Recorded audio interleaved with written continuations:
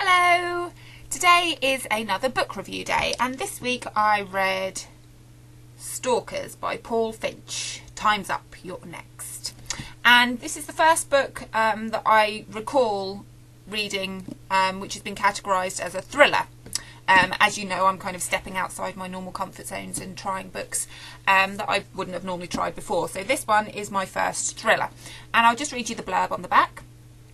All he had to do was name the woman he wanted. It was that easy. They would do all the hard work. Detective Sergeant Mark Heckenberg is investigating the disappearance of over 30 women. Each one was happy and successful until they vanished without a trace. Desperate to find her missing sister, Lauren Raxford seeks out Heck's help. Together they enter a seedy underworld of gangsters and organised crime and encounter the so-called Nice Guys Club, a gang who can arrange anything you want provided you pay the price. A gruesome crime story that will chill fans of Stuart McBride and Mark Billingham. Well, I've not read any Stuart McBride or Mark Billingham, so I didn't really know what to expect, but the title was quite haunting. Just the thought of ever being stalked is something that does scare me, because there's not really a lot the police can do about it if they've not actually done anything criminal. You're kind of just stuck with a crazy person following you everywhere. So that's kind of what drew me in, really. And the book starts off with a woman, Louise, who she's had a few drinks after work with some colleagues, and then she goes home. She gets on the train to go home, and she gets her car from the train station car park, and she starts driving home down a kind of a dark, quite dark kind of country road, and she then hits something and her car swerves off and she kind of crashes. And when she gets out of the car, she notices, I don't know what they're called, but you know, the police use them, they roll them out to stop getaway cars, and they've kind of got spikes on, so when you drive over them all your tyres burst and you skid off. And she notices that somebody has rolled out one of these spiky things, and then when she gets back in the car to kind of call the police and just calm herself down, there's a stranger sitting in the passenger seat. And I'm sorry, but that really, really irritates me. I'm the kind of woman who, when I get in the car, I lock all the doors. Call me paranoid, but you just don't know what can happen. I mean, I had a colleague once who said she was driving along a road and there was a strange woman kind of just standing in the middle of the road, and she was looking at the woman, and then something out of the other eye, it caught her eye, and she turned and she saw someone had their hand on the passenger side door of her car, and that's where her handbag was. And thankfully she managed to lock all the doors before the person could get in. And that's a real, that's not even like an urban myth. That is somebody that I used to work with, and that actually happened to them. So women who get into their cars and don't lock their doors, I have very little sympathy for them if somebody happens to appear in the passenger seat and then kidnaps them, because it doesn't take much to turn around and click all your buttons down and just keep yourself safe that way. So it kind of started off with me not feeling much sympathy for this poor woman, because she could have kept herself safe and she could have locked all her doors. So I'm afraid I didn't feel much sympathy for Louise. But anyway, Louise wakes up to find herself in the boot of a car, and she has, she's not had anything to eat or drink. She's not been out of the car for ages. She smells of urine because she's wet herself because she's not been allowed out of the car.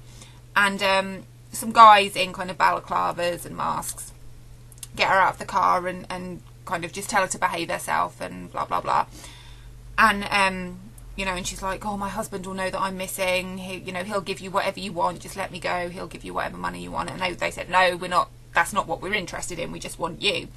And then again, she's kind of given an injection to knock her out, and she wakes up in a room with kind of loads of slutty clothes that she wouldn't particularly wear, kind of what you'd think a prostitute would wear, really. And one of the guys comes in and tells her to make herself up. She's given makeup, she's given jewellery, she's given shoes, nothing that she would choose to wear, because she's a businesswoman. This was all kind of inappropriate wear. And And then when she got herself all dressed up, she was let out into another room, which was a bedroom. And she saw her boss sitting on the bed, and she was so pleased because she didn't care why he was there. She just was happy to see a face that she recognised, and she was ready to, for him to help her escape. But what had happened was that the boss, whose name is Mr. Blenkinsop, which, I don't know, it just kind of conjures up kind of an image of a comedy, like a really awful 1970s sitcom. And Mr. Blenkinsop is the boss, and he's a bit scatty, and he's a bit all over the place, and he doesn't really know what's going on, and all of his employees kind of take advantage of him because he's a little bit weird. And so unfortunately that name just didn't hold true for me.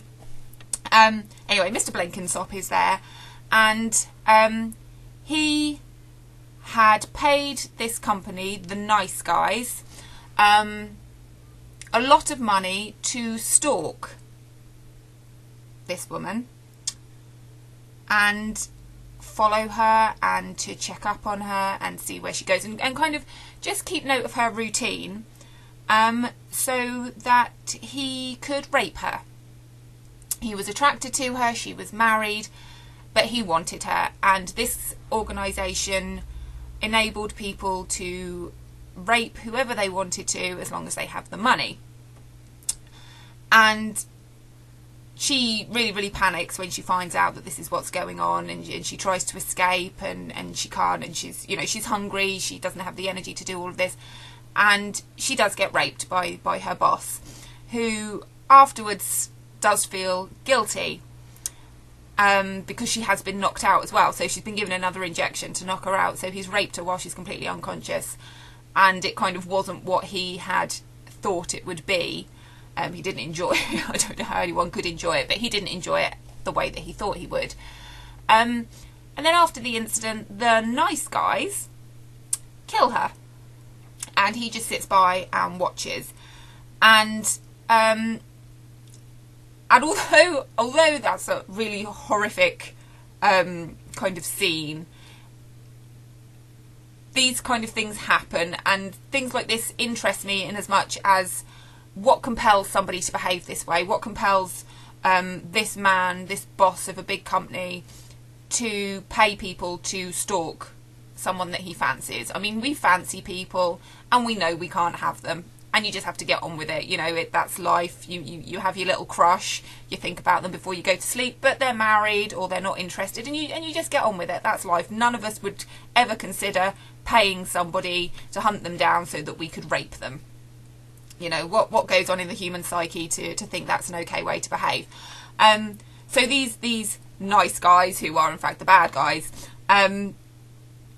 just do this. This is their business, and they get paid obviously hundreds of thousands of pounds to do this. So that this is kind of the opening part of the book, and that really piqued my interest, because it was like, oh my goodness, what is going on? What's happening? How is this? How are people being able to get away with things like this? And you kind of think, that it just grips you from the off. But having finished the book, I'm extremely disappointed. With a title like Stalkers, the only stalking that actually takes place is with Mr. Blenkinsop's obsession. I've forgotten her name again. Louise. His obsession with Louise.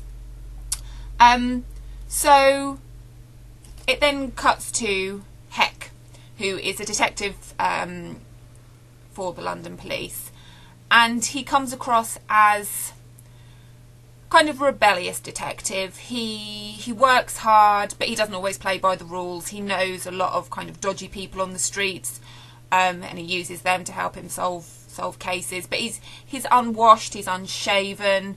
He spends all of his time in the office. He doesn't really go home. He doesn't really eat. He doesn't take care of himself. And obviously the people in charge don't like the way that he does things, because it's against kind of protocol, and it's against procedure, and the police are supposed to follow sort of, the rules, and Heck doesn't. He has his hunches, and he follows his gut, and he gets on with it. And he's been in charge of finding these missing women, professional women that just disappear. And obviously it's the bad guys, the good guys, the nice guys, what are they called? The nice guys that have been stalking these women and kidnapping them and then, you know, letting them be raped by whoever. And because he hasn't had any leads and he can't find, you know, he doesn't have any evidence, he doesn't have anything really, the people in charge want to put him on other cases, and he refuses to, and then they have to suspend him just to get him away from work, because he's not being productive. He's kind of going around in circles trying to find out what's happened to these women. And he makes acquaintance with Lauren, whose sister has gone missing. And Lauren is ex-army, and she just wants to know what's happened to her sister. Is she dead? Is she alive? She just wants to know. So they kind of make a strange little team together. He doesn't really want her there because it's dangerous. He's getting himself into some dangerous situations. But because she's ex-army, she does know how to take care of herself, and she's got she's got fighting skills and everything. So she does end up being, you know, a support and a help for him. So the rest of the book, after this kind of really exciting situation of this poor woman being abused and murdered, that kind of does really grip you. It's such a horrific situation that you are just drawn into it. It's like, oh my goodness, what is going on? The rest of the book is just Heck and Lauren trying to catch these guys, and they get themselves into a lot of situations where, you know, you think, oh, are they going to get out of it? Are they going to die? You know, there's lots of you know, people after them trying to kill them, setting them up for murder, and it just kind of dragged on. It really did. That, you know, yes, it's awful what kind of happened to this woman, but I wanted more of the crime to be spoken about. But it was just a chase after about the first, I don't know, 5 or 6 chapters, or maybe, I don't know, maybe even a little bit more. It was just Heck and Lauren chasing these bad guys, trying to be one step ahead of them. You know, like I say, getting themselves into situations that were extremely dangerous. Lauren then gets herself kidnapped. She doesn't get herself kidnapped, she gets kidnapped.